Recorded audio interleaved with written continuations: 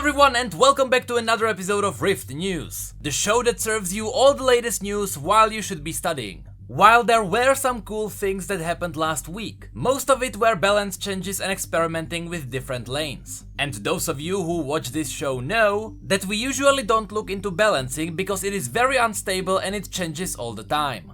But because some of these changes are bigger, I'll mention them anyway. So, the last few PBE patches revealed Riot's plans to change AD carries in more detail. Riot Axis even wrote multiple posts about these changes on boards.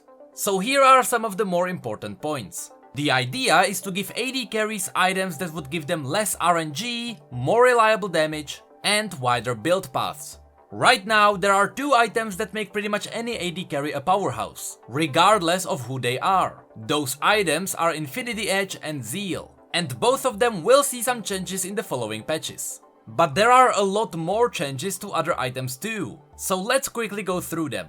Disclaimer, as I said before, everything I mentioned here may change. In fact, I wouldn't be surprised if some of it already had by the time this video comes out.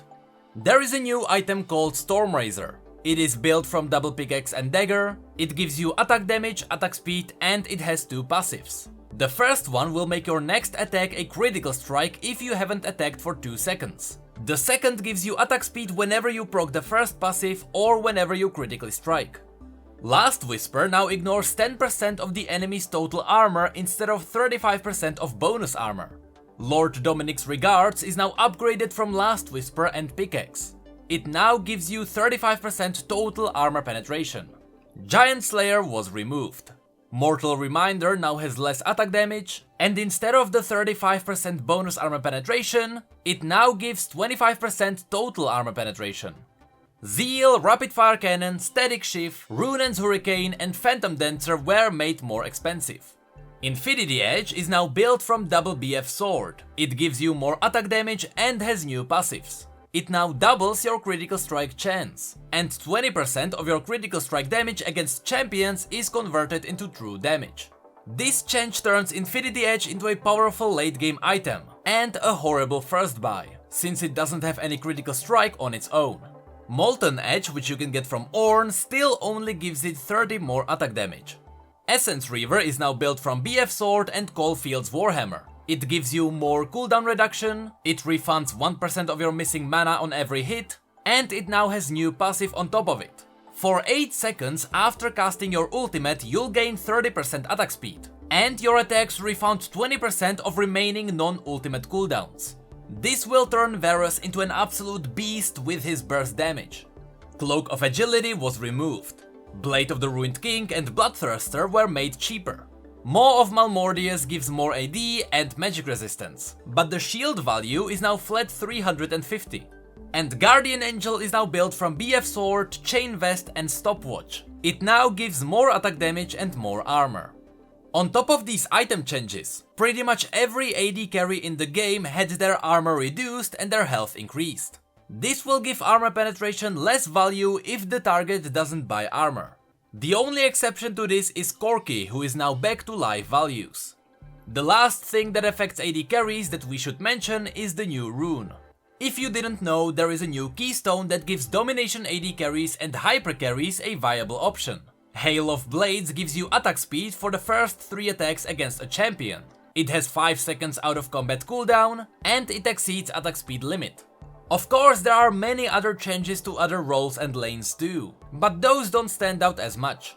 Maybe except the new runes that are being tested. Nimbus Cloak that gives you movement speed after casting ultimate, and Ultimate Hunter which gives you ultimate cooldown reduction for every kill. Now let's move on to other PBE releases. There seems to be a new Rainbow Poro icon that affects your spawning animation. It looks like wearing this icon spawns a ray of rainbow light on top of you. Right now we have no information on this, but KT Chaos confirmed that we will get more details soon. And speaking of icons, Infinity Edge got a new one to go with the changes. It looks a lot thinner, and a little bit less spikier now. MSI is still continuing and Riot added 14 new MSI Summoner icons to PBE. There also appear to be 5 new leveling emotes for Legend 16, 17, 18, 19 and 20. I still can't believe that people are now leveling in hundreds of levels.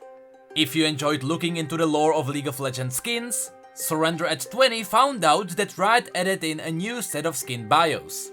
The one example they gave was the bio for Red Riding Annie.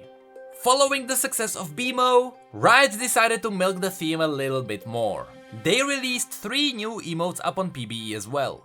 Be grumpy, be sad, and be happy. Please kill me. Actually, Be Grumpy was renamed to Be Mad later on. When it comes to live releases, Blood Moon Evelynn is now out, as well as new chroma skins for Mecha Zero Scion. I love all the Mecha chroma skins in general, so this is no surprise to me.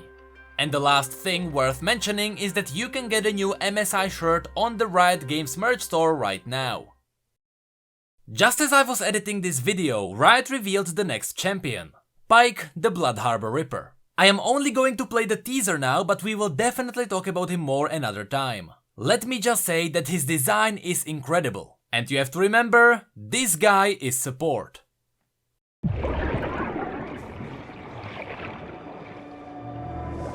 remember the day I died. And those who betrayed me. Yes, I see them. I see the faces of all who were there.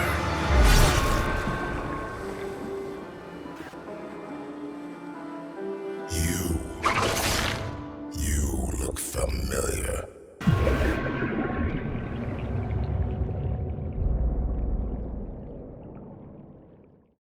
And now let's move on to Nexus.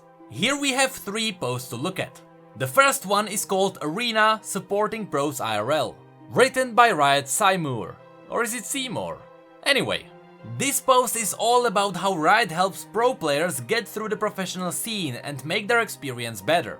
Some parts of it quote specific pros to give you a context. For example, Bjergsen said that at the beginning of his career he was very shy, and he didn't want many interviews. He always relied on the physio to tell him what exactly will happen on LCS that day, so he could be prepared. Overall, there is more than 860 pros and 100 professional teams. So Riot set up their own teams in each country to help improve their experience. A lot of you guys know that I am not hugely into the pro scene, but this was a pretty awesome behind the scenes read. Next, let's have a look at the dev post called New Player Experience by Ghostcrawler. This post is focused on something I am really excited about, the new tutorial that would introduce new players to the game. At the beginning, Ghostcrawler mentioned that it surprised everyone that League grew so fast even with an awful onboarding experience. And looking back at my own experience, I'm surprised as well. So that's why a new tutorial is on its way. With that said, tutorials usually simplify the game in order to make it easier to understand. But Ghostcrawler assured us that the targeted audience will stay the same. The goal is not to make the game more casual, but to allow new players to learn the key aspects faster. This will also allow them to explore the champions with ease. So, what will be different? In this new tutorial, Riot will focus on showing players the fun while teaching them the mechanics in secret. They want the new players to understand why the game is fun, and hopefully they will learn themselves how to get better. Ghostcrawler even mentioned Nintendo and how Mario deals with this pretty well.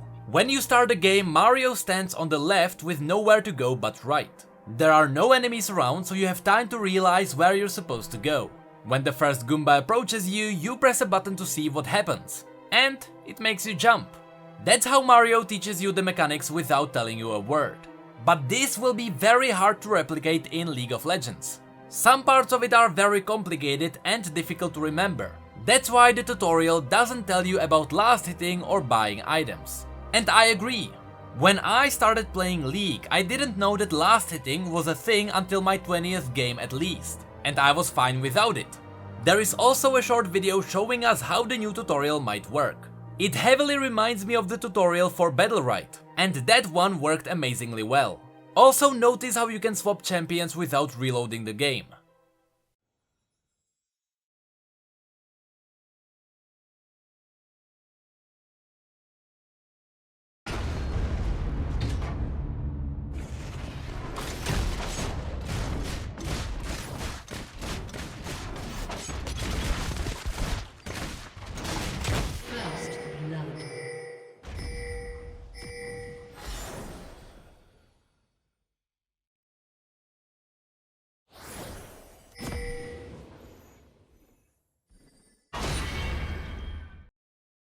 And for the last part, let's have a look at the latest Ask Riot.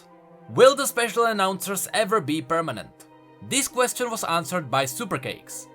We have talked about what announcers might look like in League of Legends since we know players are interested in them. We have experimented with different announcers throughout the years, during various events like Star Guardian or Bilgewater, and the reaction from players was mixed. There's a couple of obstacles we have to tackle before making announcers permanent. Right now, we are exploring more region by region announcers with MSI, but we still have some work to do to understand the appetite for this product worldwide, before we invest in the infrastructure required to make it permanent. That said, we will be doing more tests this year, so stay tuned for that and let us know what you think. Why did you decide to bring back the mechanics of the old LeBlanc?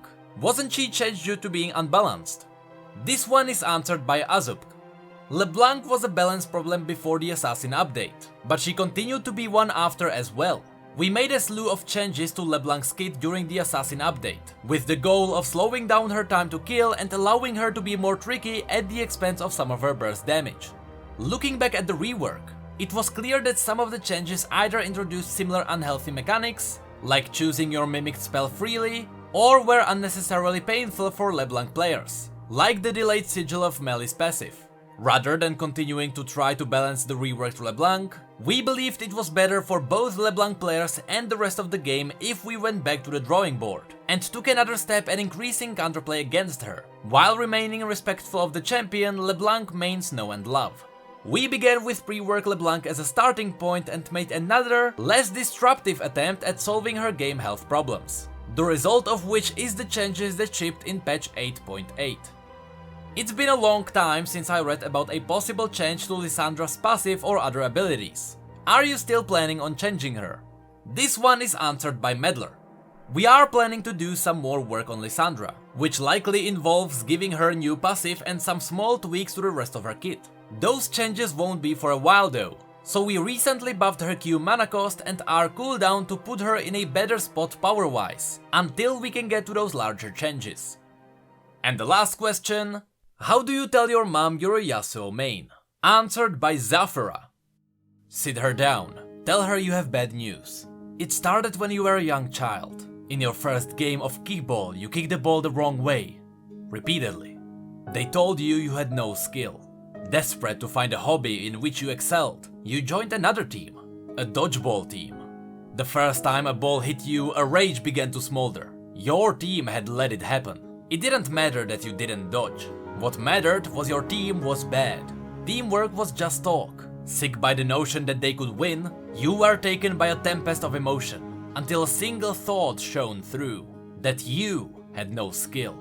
But they were wrong. You had a very, very good one. You stood still, a mad grin spreading across your face, silently requesting, no, demanding the enemy to hit you. And they did. The cries of your teammates were lost to the wind as they were defeated. And deserved it. Elated, you took your last breath as an ordinary person. You have since joined the ranks of the most anathemized group known to existence, Yasuo mains, whose glory is known across the globe. You take your mother's hand in your own and tell you have found a place where one has no need of skill. You have found a home, one to which only another inting interested recruit has a key. Or just dodge the question until she rage quits. And that was it for this episode of Rift News. While right now not much is happening, as the summer approaches, we can expect the Bilgewater event and the big pool party event that Riot promised. Remember that bigger announcements usually happen on Mondays, so you know when to pay attention.